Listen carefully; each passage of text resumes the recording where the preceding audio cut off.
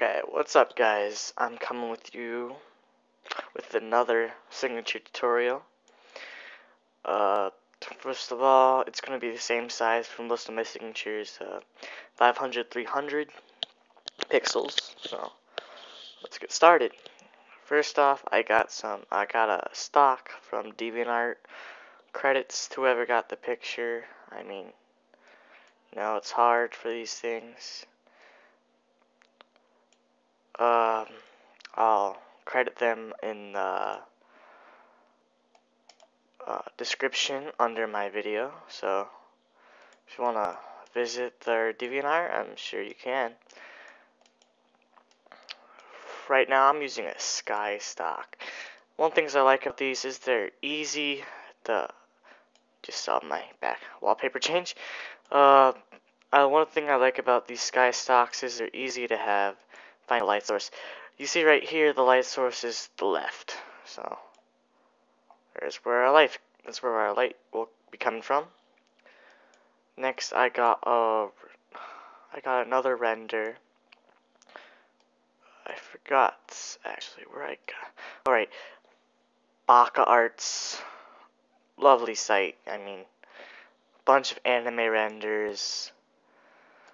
The renders are just amazing, I'd say. If you're looking for just people or anime renders, it's a perfect site.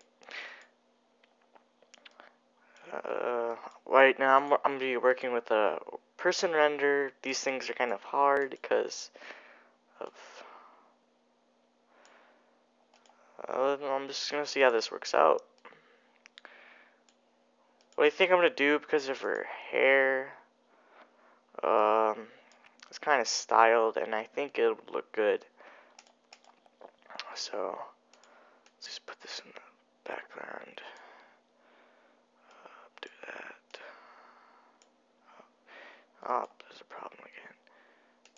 So I'm gonna put the render behind her because obviously her hair is really cool.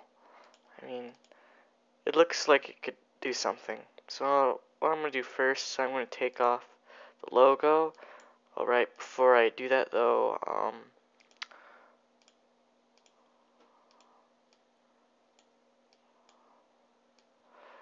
cC.DOMINO, yeah, check him out on Baka-Renders.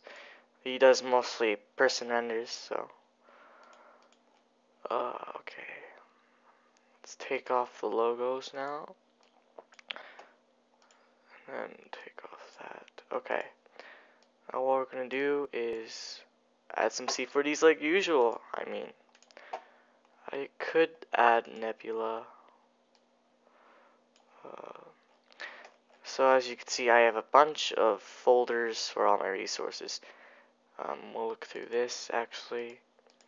I haven't used some of these renders for a while. Oh my gosh, lovely. I think it'll go perfect, totally. So let's resize it.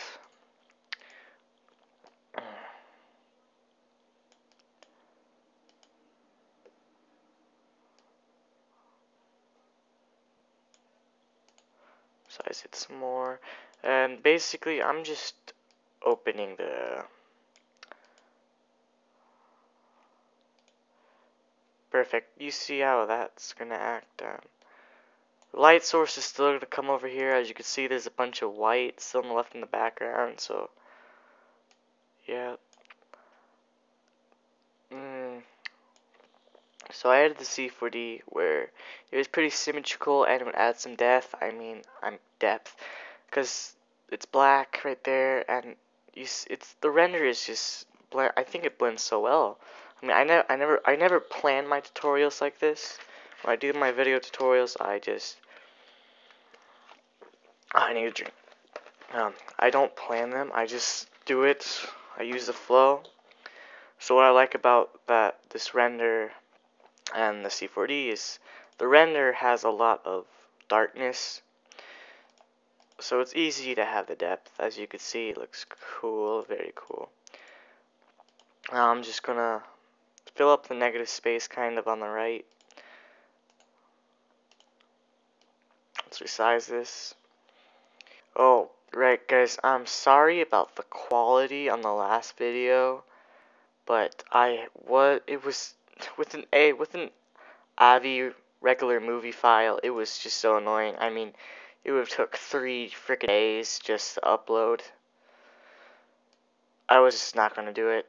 Never. So I tried converting it, but I forgot to convert it to the regular video size. So hopefully it's better this time, the video. Yeah, okay. So basically I filled up the space and oops, that's kind of blocking my source. Oh.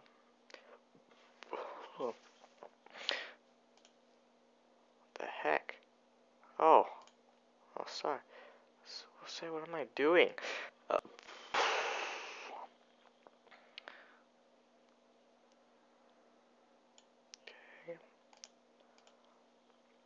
Okay, now we're gonna add our light source, which is the usual is the blending tool, FG to transparent on white, and shape is radiant. So what we're gonna do is we're gonna make a new layer. And where the light source is coming from, we're gonna actually linear might be better for this. So because it's more of a straight line and the light's coming from a corner, we're gonna use linear. Oh yeah, that's better. Totally better.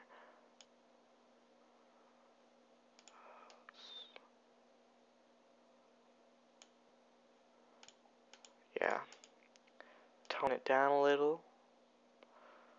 Let's kind of get a little more. I'm going to create a new layer, and just to get a little bit of the lighting on her face, I'm going to use a soft brush on white, and I'm just going to lightly color on the side of her face. Then I'm going to add this on overlay, and as you can see, there's a little bit of white right by her face. Let's kind of add a little more just to get it up there. Oops, that's kind of overlooked. Yeah. So now the light is actually touching her face, and now that we have that, it's time to do the usual thing more. We're gonna mess with our contrast now. What I love about GIMP is it's just so easy to, oh, that's beautiful. It's just so easy to mess with stuff. Lightness, luminosity, oh, there's really not a difference. Average. It's probably because there's barely no color.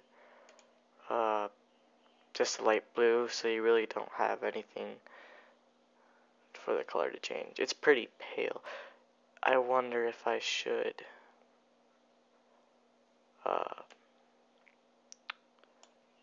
saturate it, or if I should. I think I'm going to saturate this signature.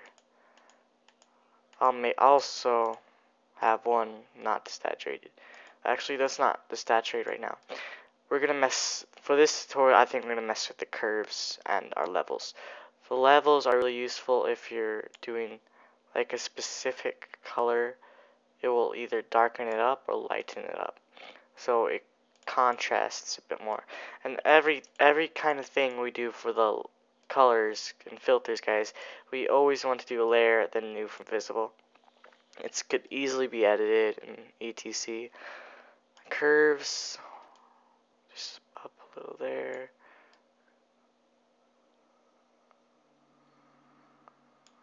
No, let's not do that.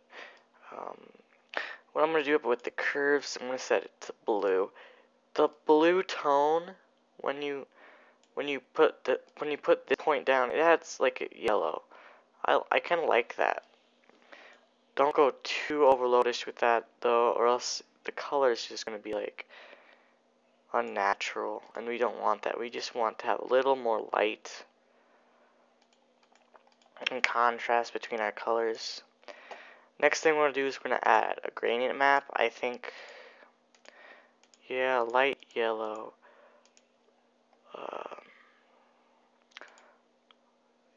As I said before, we want a lighter color for the render, and we want lighter colors. So it's going to be the BG. mostly the render is always going to be the BG color, and then we want a darker color. So I'm going to pick a color from the background, possibly this grayish blue.